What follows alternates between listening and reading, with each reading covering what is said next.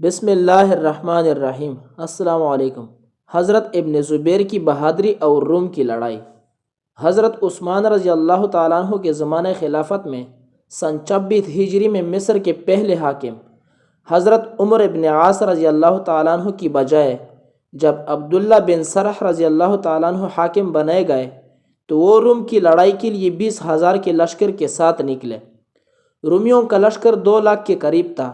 بڑے گمسان کی لڑائی ہوئی۔ رومیوں کے امیر جرجیر نے اعلان کیا کہ جو شخص عبداللہ بن سرح رضی اللہ تعالیٰ عنہ قتل کر دے گا ان سے اپنی بیٹی کا نکاح کروں گا اور 1,00,000 دینار انعام بھی دوں گا۔ اس اعلان سے بعض مسلمانوں کو فکر ہوا۔ ابن زبیر کو علم ہوا۔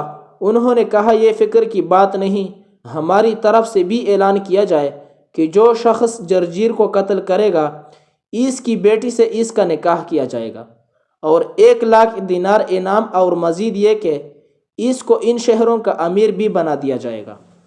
دیر تک مقابلہ ہوتا رہا۔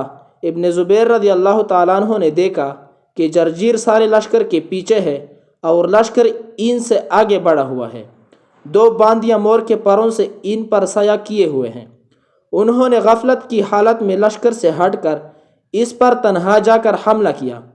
وہ یہ سمجھتا رہا کہ یہ تنہا اس طرح بڑے آ رہے ہیں، کوئی پیغام صلح لے کر آئے ہیں، مگر انہوں نے سیدھے پہنچ کر اس پر حملہ کر دیا اور تلوار سے اس کا سار کاٹ کر نیزے پر اٹھا کر لے آئے اور سب دیکھتے کہ دیکھتے رہ گئے۔